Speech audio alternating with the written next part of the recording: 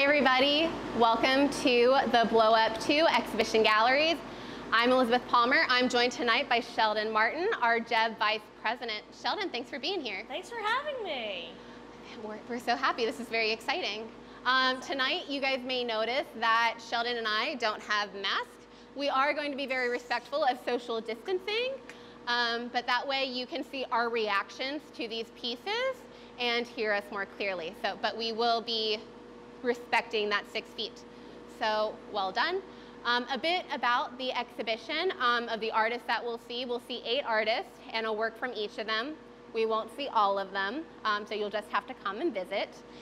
And these artists, they range in subject matter. Some are more abstract, some are more representational. Some have been working in the medium for a long time, some haven't, but we're gonna go through that with Sheldon as we hear her first thoughts. We're also going to have trivia questions for Sheldon. You'll be fine. And those at home can keep score too, and we can't wait to hear how you do in the comments. One more thing before we get started. There is a celebratory cocktail in honor of our first Art After 5 in 2021. We're back, yay! And it is by Courtney Whitmore. It is the Pink Flamingo Punch Cocktail with the link below. I hope you can enjoy it. Sheldon and I can't have cocktails in the galleries, but we'll definitely have one afterwards to join you guys. We will have our, we'll pretend to have cocktails and it'll be fun. Yeah, so it'll be really fun. Here we go. Ready? Awesome. All right, so this exhibition is organized by Bedford Gallery. As the name might suggest, Blow Up 2, it is the second exhibition of inflatables that they've organized. The artists that we have here have been asked to design these for the show. And this one here is by an artist named Jen Stark. And Sheldon, first reactions, what are your thoughts? And I should say at home that there are no wrong answers when looking at art, none. That's always good for the trivia coming up. Well, trivia, there are right answers for that, but what you think about an art piece, there's no wrong answer. Ooh, first reaction, I'm kind of going to go with a rainbow psychedelic Hershey's Kiss. I love that. Really love that. That's the vibe I'm feeling. Awesome, awesome. Yeah, because of the cone shape. Yeah. And all the different colors, wonderful. And those at home, you guys should add your thoughts to the comments too. We want to see what those look like. So Jen Stark, she is very interested in color and line, and we can see that with the different colors that she uses, not just our standard Roy G. Biv over here, red, orange, yellow, indigo, blue, violet. But we also have some fun colors in here like peach and teal and lilac and lime green, which are really, really fun.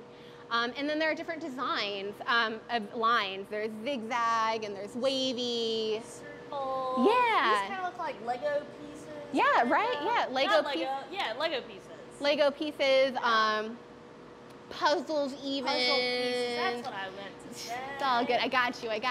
Teamwork makes the dream work. Yes, and so there's this really fascinating combination of geometry and organicness in her work. Some of these layers you might be reminded of puzzles, of a Hershey's Kiss. Some of you who love maps like I do, the topography maps that show the different levels of the land is what I get from there. And so, yeah, it's just really, really cool. And these, these organic, sort of slime drips along here, and then more sharp angles, which are just really, really fun. Any other comments? What do you think? I mean, this is a group of sculptures. You guys should really, when you come to visit, just kind of walk around, because when you kind of come in this side, you only see these 2 big ones, but then there's this secret one. Yeah, it's a little baby one. Really fun. It just kind of makes me happy. Sheldon, do you have any other thoughts? Do you like it? I do like it, because it's very happy. It makes me want to be happy, because it's not all just one thing. It's the overall shape is very distinct. And then you have this print, and it's very abstract. Yeah. So it almost is kind of like a brain teaser almost. So I like it. I like it a lot. just noticed is that colors and patterns are the same on each one. I just noticed that. So we're also playing with scale too. So she's really playing with these elements of design. But question number 1, Sheldon. Yeah. For 1 point, what element of design is she really playing with and experimenting with this group of cones?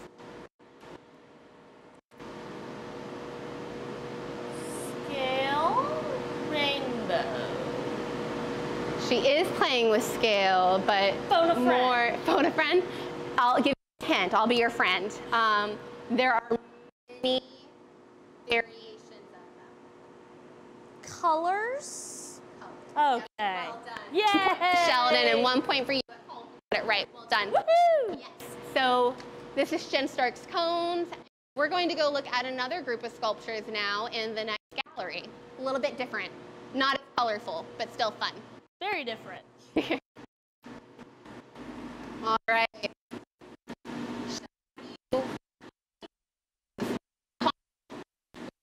Put it in the comments. Oh man. Definitely not as colorful as we just were. They kind of scare me a little bit. They scare you? Yeah, a little bit. What scares you about them? Because Mickey Mouse over there is supposed to be really happy at Disney World, and he looks like a scared little sister. Oh. Yeah. Then you got Batman, I think. And you read Batman? Different. Different. All right. Do a trivia question. Oh God. For those of you at home, for 3 points, Sheldon, name 3 characters that you see in Warriors. Batman. Mickey Mouse. Well done. My boy Bart Simpson. Bart Simpson. And for an extra 2 points, who are the other 2? I'll get down maybe so.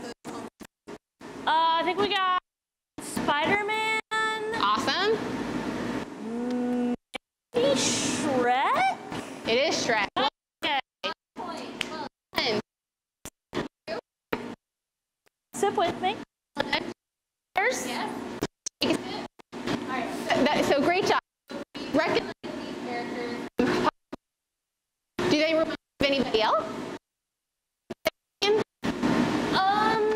They kind of remind me of back in school when we studied history. There were some like soldiers in Asia. Yeah, definitely. There are the Chinese terracotta warriors. Oh. She was inspired from her trip to China and Jian, and these are inspired from those. She was really excited that she would see these warriors and be able to walk through them. Unfortunately, she wasn't able to. She can today. That was one of the important things of hers. And so she, one of the elements of this is that she wanted to create works where people could walk around and into them. And Sheldon, you can go right ahead and do that.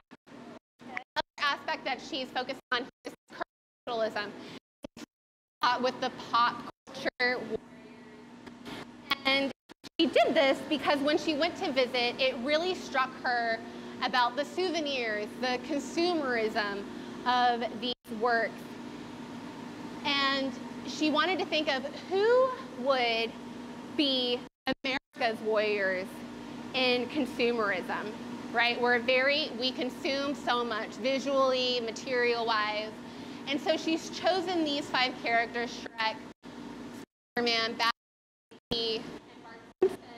And they all kind of represent different companies, right? DC and Marvel Comics, DreamWorks, Disney, Fox is The Simpsons.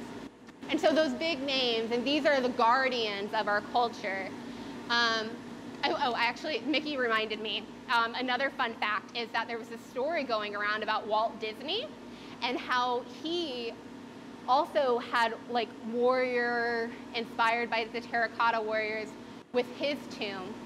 And so she thought that was really interesting, having this image of a bunch of Mickey Mouses guarding Walt Disney, and so playing on that too, which is just really, really fun. And so that's what you kind of get here. There are parts that she rearranges, so sometimes Shrek's like hand is on Spider-Man, or sometimes it's on Batman.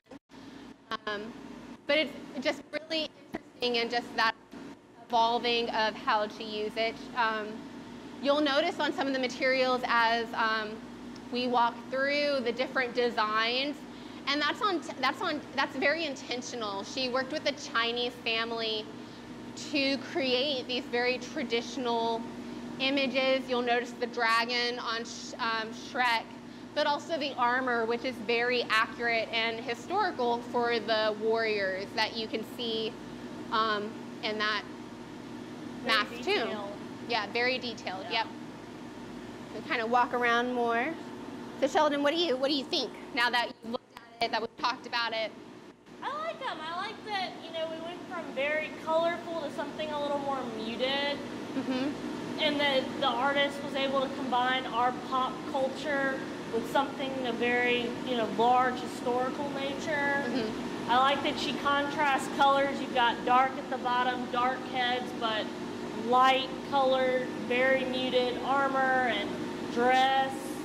It's real different. And like I said, I like the blending of old culture and new culture. Yeah, it's a lot of fun, and it just makes you think too. You're like, wait a minute, this is different. This is weird. Very different, very weird, but very cool. Yeah, very cool.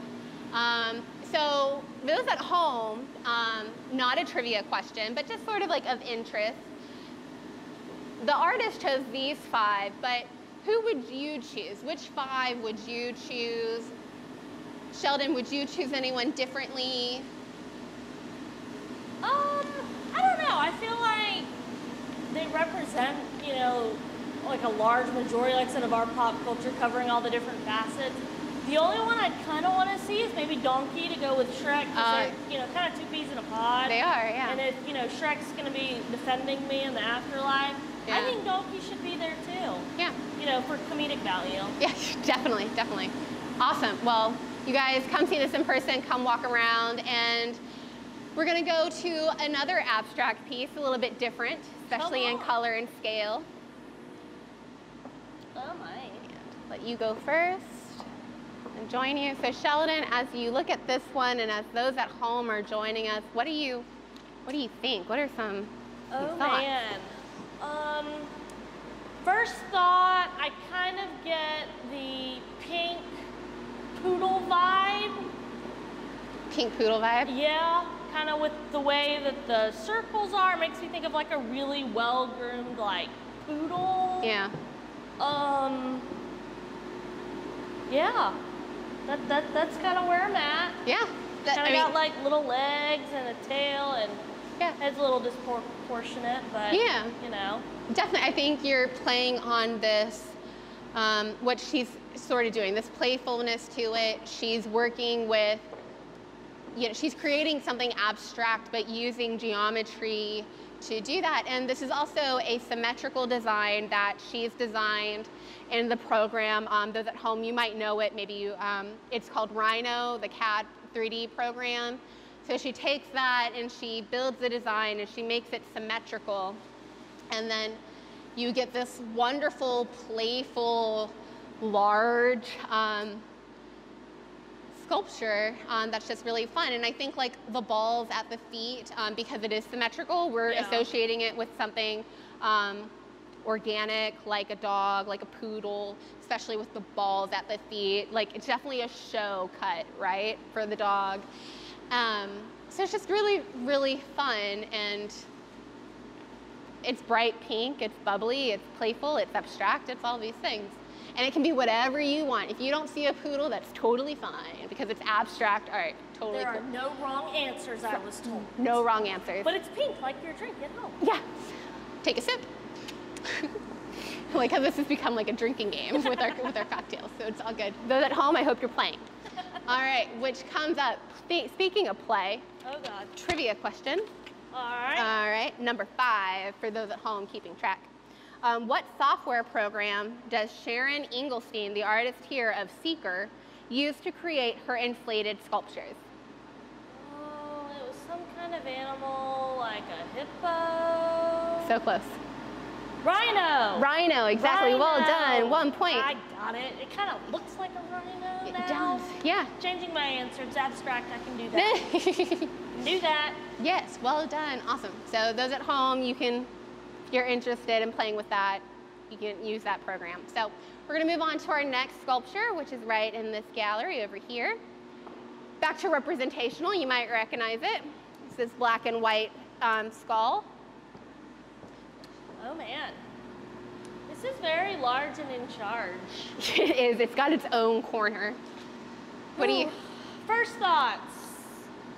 Getting Day of the Dead vibes. It's very black and white. Eyes kind of scary. But then we got like cards, logos, clubs, spades, hearts, diamonds. I think at the top. Yeah, definitely seeing that. Maybe like a cheetah on the bottom. Okay, yeah. So definitely picking up on these different prints and symbols that he's using. Awesome. You mentioned Day of the Dead. What gives you those Day of the Dead vibes? The skulls I always kind of associated. Yeah. There's that Disney movie about Coco. Coco! Doesn't love Coco. Makes me think of Coco. Yeah. The movie, not the drink. Yeah. So yeah, that's kind of, the sunken in eye skull. That's just kind of what first jumped out at me. Awesome. So this is by Josh Harkner, and this is called Crania Geodesica. And it's a tongue twister, that one. Yes. And yes, so it's a skull. It's our first thing that we notice. And he works a lot with skulls. He's really interested that there's a universal use and meaning and symbolism of the skull. Cultures across the world use skulls. They also mean similar things like mortality and, that life is short. So that reminder that we're not here forever, us ourselves, and maybe mankind too, if you want to go darker than that. So he's playing on that with his skull. And one of the things too is that he decorates them in different patterns. And something that, well, at least with this one anyway, is the use of black and white to really highlight the contrast of the different parts as well as the different designs. And that sort of evokes a more delicate quality, which could also relate back to mortality as a very fleeting thing. It can be. And definitely get that cheetah pattern. I mean, when you guys are here, I definitely encourage you to walk around because the patterns change as you wander. You get more like a nautical symbol over here. There's kind of seashell over here, and then you got like zebra stripes at the top. And more spirals at the top if you kind of walk far back and take a look at them. So just really, really cool, very interesting, fun time. For a skull, as fun, I guess, as you can have with a skull. So, question number 6. Speaking of fun times. Fun times. Take a drink. All right, throughout the centuries in art and literature, as seen in this skull, what symbolism does the skull hold? Mortality. Woohoo! 1 point. Take a drink. Take a drink. Sheldon's doing great. Sheldon's acing the quiz. Yeah, so let's, our next piece is right next door. Might be on same theme there. This is by artist Max Streicher. What do you think? What comes to mind? Well, in the beginning, I thought it was broken because half of it is clay, then all of a sudden it is there. Right, yeah. So I was really kind of confused by this one at first. Because, like I said, I thought it was broken. Then I realized the air is feeding from one of them to the second one, and they're never inflated at the same time.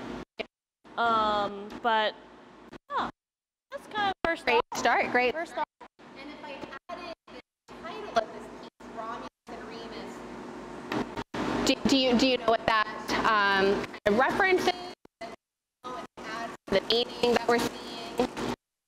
I'm assuming since they are both armed names and you used them in a sentence if they're like siblings, but other than that, not so much. All right, not as much. At home, so these are supposed to kind of invoke Romulus and Remus, which is based in an ancient Roman myth, and they were twins that were fathered by the god Mars.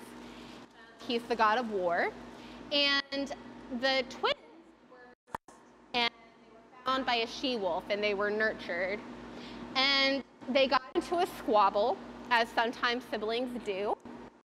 And if you are familiar with myths, typically twins get into fights, and one kills the other. And that's what happened with Romulus and Remus. Romulus killed his brother Remus and founded Rome. And that might explain a lot about the ancient Roman culture of, going to war, taking over, Killing your siblings. Killing your siblings, taking over the emperor, Caesar, the Senate even, depending on how far you want to go into that. Anyway, so this is kind of feeding into that. There are a lot of different layers to this that you touched on. There's definitely one is inflated and the other is deflated, and the artist is really fascinated by this process of air leaving one to inflate the other and using a vacuum.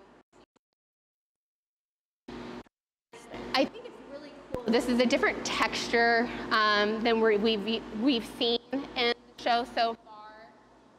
If you get close, you can see like thin, small pieces of fabric that is sewed together. Yeah.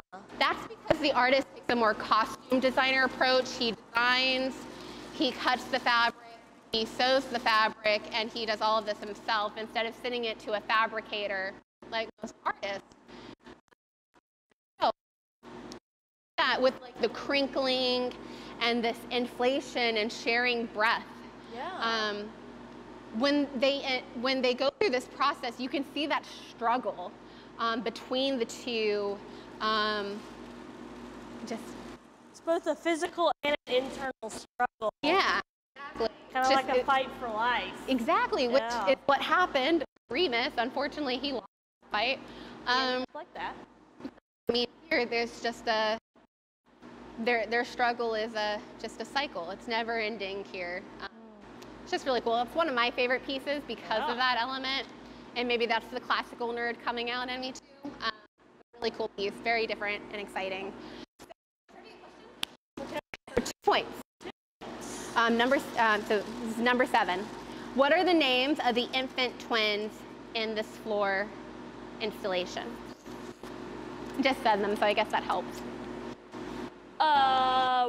Romulus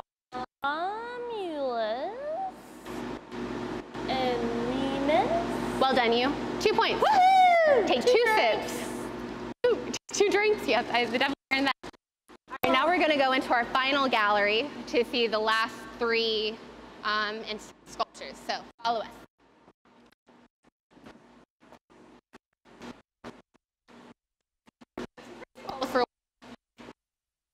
With this one.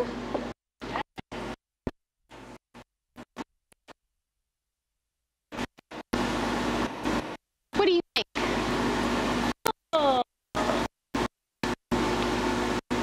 It looks like a mouse. I'm going with Jerry from Yep. Goes to Japan. Man, mouse. This is what it looks like. I love that so much. So you're off. This piece is called Rat 136.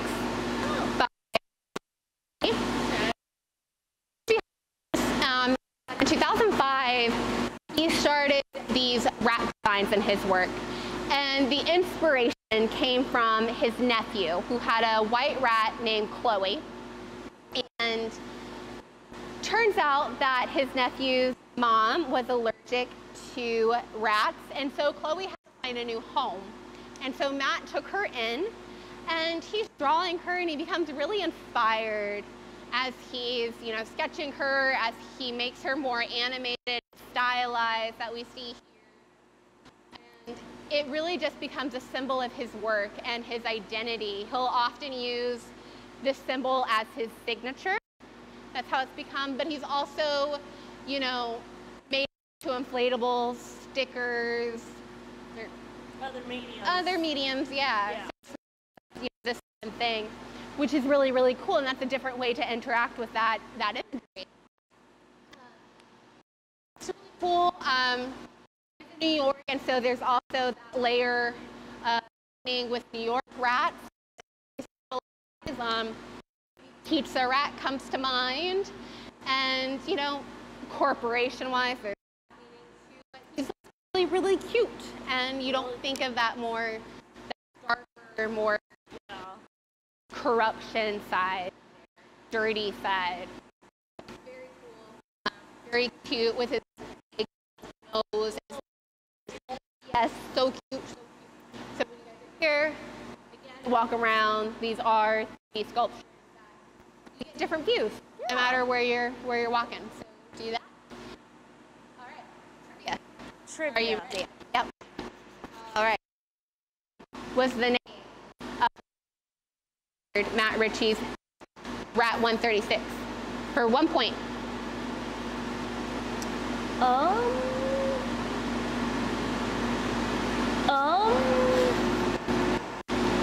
Chloe? Well done, you. Cheers. Yay! Drinks for everyone. Take a drink. Yeah. So, continuing the cuteness, I think this theme in this room is just really cute and happy, is this large installation piece up on the ceiling. Oh my. Yeah. Oh my. Might take a minute, take it all in. Might want to walk around.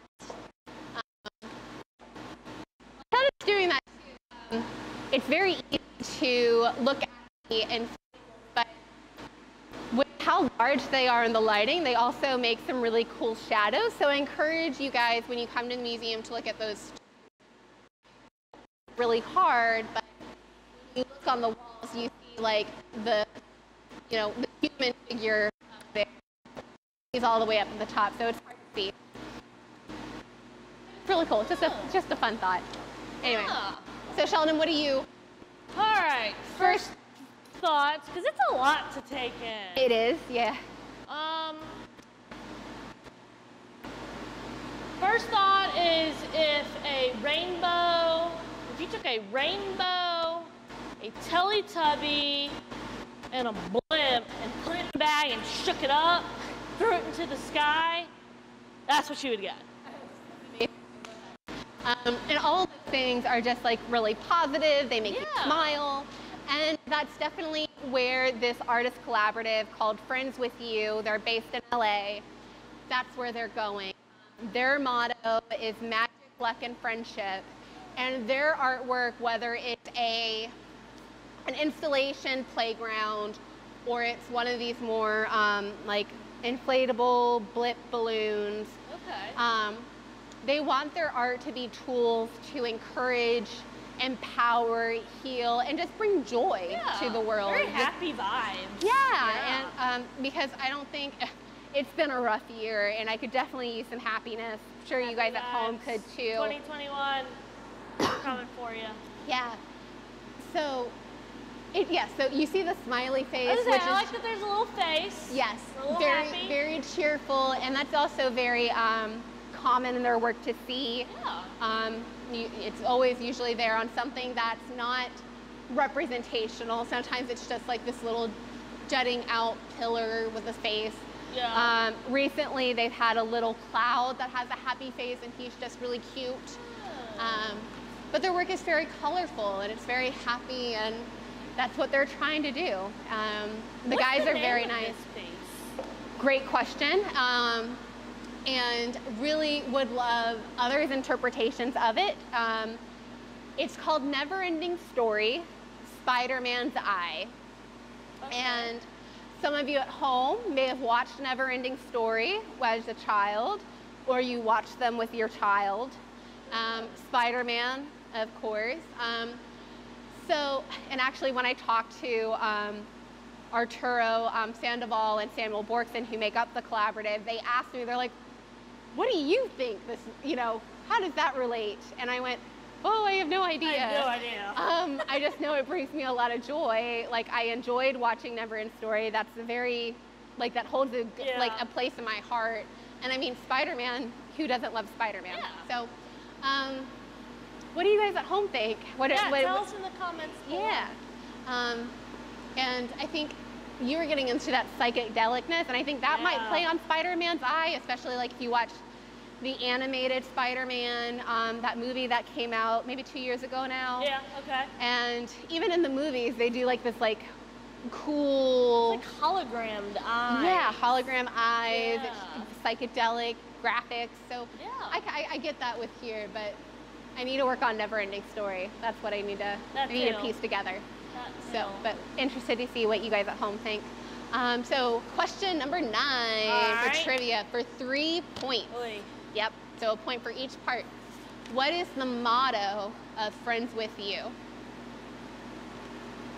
Oy. Something like love, joy, happiness. So close, so close. Guys, help me out. Tell me in the comments. Yeah, write them in the comments. So it's magic, luck, and friendship. All right, that was really close. Yeah. It's conceptual. Yes. There were no wrong answers. I was told that. Yes, you are correct. You are correct. Yep. And all of those words too would work for what they're doing. Oh, so okay. See, I'll count. I'll give you 1.5 points. I win. That's a drink. That's a drink. Take a drink. All right, and so for our final piece, as you guys are, kind of looking around, it really is an incredible, incredible piece. And right next to it are this piece called Untitled, which should come back and give Sheldon a moment to think about it. Oh, first thought makes me want to just throw it into a pool and go sunbathing, because it's like on all those commercials, like giant flamingo inflatable. Right, yeah, very popular, very, for the wave pool to come in. Yeah, very trendy. You want to throw it into the ocean, the lake, the pool, and just float, and life is good, right? So great, I think that's definitely what she's going for. And these are actually based on the flamingo floaties that Susan Lee Chun, who's the artist, she's blown up 10 times for scale to really take this over. And she's playing with the experience of tourism. She lives in Miami, and what do you think of when you just hear Miami? Sun, beach. Yeah. Flamingos, yeah. Tropical? Tropical, right. And it definitely is a tropical climate. But Miami and Florida, people just think beach, sun, flamingos, have a good time. Maybe throw some Disney in there to connect to Elisabeth's work. But she's playing with this idea of the tourism, that experience of bringing that in, and then that it's very fleeting, and that's not all what Miami is, but this is what people tend to think. That's fine, and she's just kind of just starting that dialogue, just kind of think about it, and having a good time, because these are fun. Who doesn't love flamingos? But fun fact, they're not from Florida. They're not a native species. And trivia question. Yes, I'm ready. Where are flamingos originally from, Elisabeth? Not from Florida. No. A specific answer for our viewers at home? There are several different regions where flamingos are native. They are closest to Florida. It's the Caribbean and those islands in South America. But there are also 2 species in Africa, Asia, and even Europe. So, whatever, fun you fact. have a point, I guess. Thank you. Yeah, I love flamingos. I'm from Florida, so this just makes me really happy. Yeah, they're just fun. So playful. Yeah. A good time. That Florida life is good. Mentality, smiles, and beaches, and larger than life. Larger than life, especially Miami. Out of all the cities in Florida, Miami is the largest And these were 10 times bigger, so it fits right in. And so with all that, what do you think? Did you change it all, or I'm like really just want to get on there? I was gonna say, I really just kind of want to jump on it. But we won't do that. We won't don't do that. If you don't do that, security will not like that. No. For a lot of reasons. Yep. But no, there's two of them. Like, yeah. On a flamingo party, floating. With your flamingo drink? Yeah, with your flamingo drink, exactly. So that is well done. And actually, you know what? I realized that I forgot to ask a question. Oh. So. Because I took your question. So. Fine. What is the experience that Susan Lee Chun is exploring with flamingos? Tourism. Wow. Final point. I win. And take it. Those at home, you win. So everyone, congratulations with your drink. Take a sip. And with that, this is the Blow Up 2 exhibition. Reminder that we didn't get to see all the sculptures, so you'll just have to come in and visit. This is on view until January 31st. And with that, Sheldon, thank you so much. Those at home, thank you so much. And we hope to see you at the museum. Have a great night and a great weekend. Thanks, guys. See you next time.